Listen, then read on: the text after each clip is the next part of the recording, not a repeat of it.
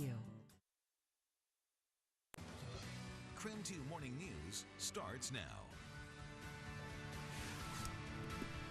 Big event last night, a very rare lunar event. And so many of you sent in your photos from all across the inland Northwest. See a moon?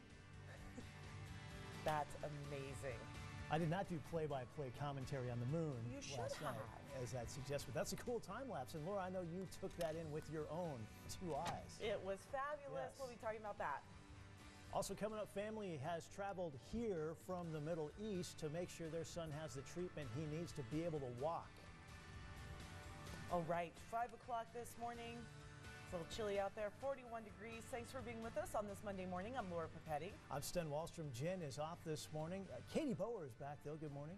Good morning, guys, and we are tracking this first full week of fall officially, and we are starting off with a little cooler temperatures as we head outside here early on this morning. We'll show you some of the numbers first, then we'll take you outside. 32 degrees around the Sandpoint area, so they are freezing.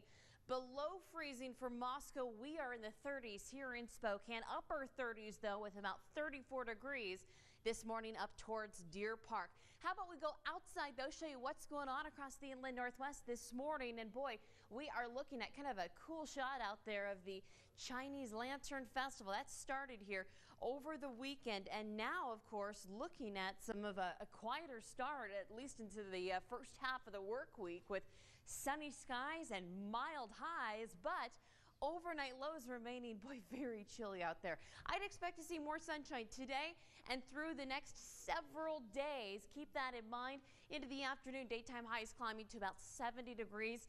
For some, I might add, this will be a little bit of a stretch. We could see some upper 60s, but low 70s today. And of course, we'll talk more about that extended forecast and what you can expect in terms of how long these warmer temperatures come up in just a couple of minutes. First, though, we had a special treat last night with the supermoon total lunar eclipse. It was also a harvest moon. The eclipse started around 6 and lasted through 7:30. Again, a little hard to see that earlier because the sun's still up. The last time it happened was in 1982. It won't happen again until 2033. It was called that total supermoon eclipse. Again, harvest moon as well. Last night, the moon was full and at its closest point to Earth in its orbit. That is when the supermoon is showing some of those the video clips there. The eclipse happened when the Earth lined up between the sun and the moon. It's also being called a blood moon because of the way the light shines off of the Earth's atmosphere, making it look coppery red. At least 100 people were gathered at the park on the South Hill watching it, and everyone seemed pretty impressed. I think it's because it's so convenient right now for us. You know, the time of day, we don't have to get up at 2 in the morning to try to see it. We usually go up on top of Browns Mountain, but I decided to come where everybody was. No, it's fun. It's really fun. That's cool. There's a lot of people out there for that. A look at some of our favorite pictures. Locally, we had a few really great ones. The eclipse may be over, but if you took any cool pictures, please feel free to keep those posted on our Facebook page, or you can even tweet us those as well. We have some great folks capturing those images, guys. For sure. And very bright out there this morning now that the moon is back in full force. All right, Katie, thanks very much. We're at 5:03.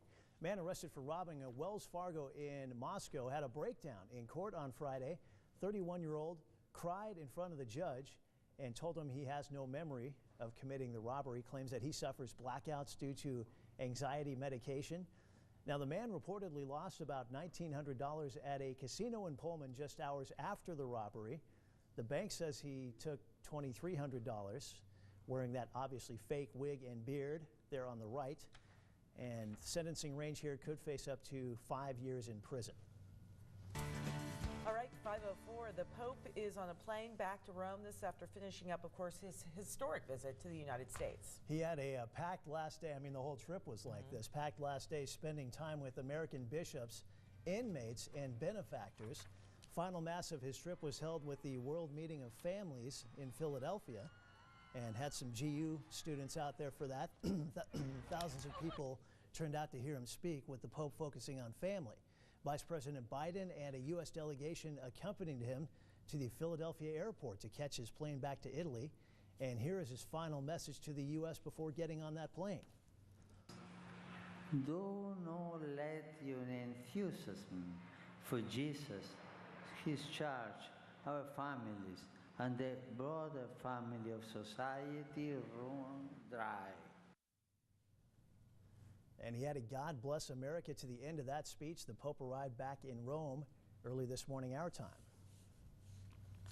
It was the Pope's first U.S. visit, and one family was determined not to miss it. The parents quit their jobs, loaded up their VW van with their 4 kids, and along the way they crossed 12 borders and saw the sights, including the White House. They used donations and savings to fund the trip, staying with host families at night. Now, their van did break down a few times. They say in the end it was all worth it. The Pope granted them a private audience when they arrived, saying, "Are you the family that traveled from Buenos Aires? You are crazy." But obviously they found it worth it, and in the end enjoyed their trip. Okay. That's a haul. The 506 this morning, thanks to a local relief fund, a 6-year-old little boy will get his only wish, which is the ability to walk. Boy is from Gaza, and this morning he's right here in Spokane. In fact, family staying at the Ronald McDonald House. And the support has been pouring in from this community as KREM 2's Molly Trotter joins us live this morning.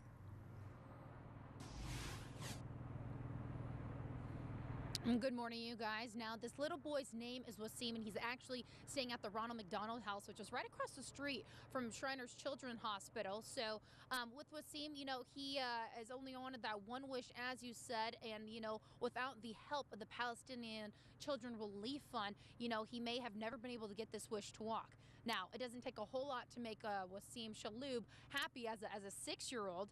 He says, you know, all he asks for is a couple building blocks, maybe a couple friends. You know, in this instance, you know, just maybe a couple pair, you know, of working legs. Wasim and his mother traveled to Spokane from Gaza, where they've lived with their family's father and their other 4 children in this hut that is made of nylon.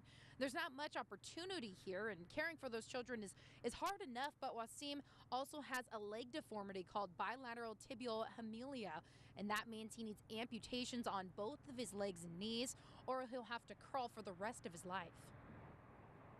He told me he had 3 wishes. One wish, he wants to walk. His second wish is he wants to go to school.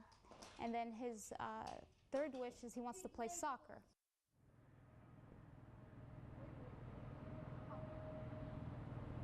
Now, Fatima Awad is the president of the Washington chapter of the Palestinian Children's Relief Fund. It's a humanitarian organization that brings children from war-torn areas and links them to local area hospitals. She says thanks to Shriners here in Spokane, his life-changing free surgery is on its way. And we are told that the chapter is reaching out to local mosques and the local community to just get as much help as they can for the family while they're here, you know, just being housed at the Ronald McDonald House across the street from Shriners. Just any kind of help while they're here waiting for that surgery to happen. And of course, we'll keep you up to date on just how he's doing once that all takes place. Reporting in Spokane, Molly Trotter, KREM 2 News. Molly, thank you. We love the Ronald McDonald House and we love Shriners Hospital. And in fact, Shriners Hospital held a fundraising event yesterday supporting children like the one we just heard from, and also kids throughout our community. Crowds gathered in Riverfront Park for the 5K duck waddle. A lot of fun. Fund raised by participants go straight to the hospital. Organizers say it helps keep the Spokane community focused on helping out. It really invigorates you. It helps to get this kind of support and keep us energized to work to support the hospital here in Spokane. And I was down there yesterday. It was a good crowd. In fact, they broke their record for registration. It's just, you know, one of the smaller walks, but they had well over 200 some people registered for the event. And then they had something like 60 people show up just the day of because it was such a beautiful day. So thank you to everyone who supported. Did you at any time waddle during this event? I had 4 kids with me. They were in charge of the waddling. Okay. I just naturally do that sometimes when I'm that's running. Your natural gait. That's how Laura shuffles down the street right there. But it was a new course all around the Riverfront Park. It was a picture-perfect day. I mean, it was beautiful, and I think everybody was really happy. Then they raced the ducks down the river. We didn't win. We were waiting for a duck. Well, that's, you know. Next year. Next year. That's right. That'll be. So if you're the 0-2 Seahawks, and you know you're used to greatness and success, you got to get back on track. So what do? You host the Chicago Bears, and I say that because our director is a Big He's Chicago in his Bears fan. outfit probably So, right now. Credit to his objectivity because he's the man allowing us to watch the Seahawks run all over his team right there on their way to a 26-0 I'm not happy win. about it, Stan. He's I'm not not happy about it. No, He's, now that would be he's crying back in production control. Shut up. First home game of the year, first win of the year for the Seahawks. Back on track. All right. It is fall, and it is certainly starting to feel like it. A little crisp out there this morning. We want to see your photos as you bring in the new season. What a gorgeous season it's been so far. Send us your photos using the hashtag #KremFall. And when you get a chance, and then you'll get a chance to win 2 tickets to the Trans-Siberian Orchestra. You can share them with us using Facebook or Twitter. Just let us have them. You're watching KREM 2 Morning News. We're back after this.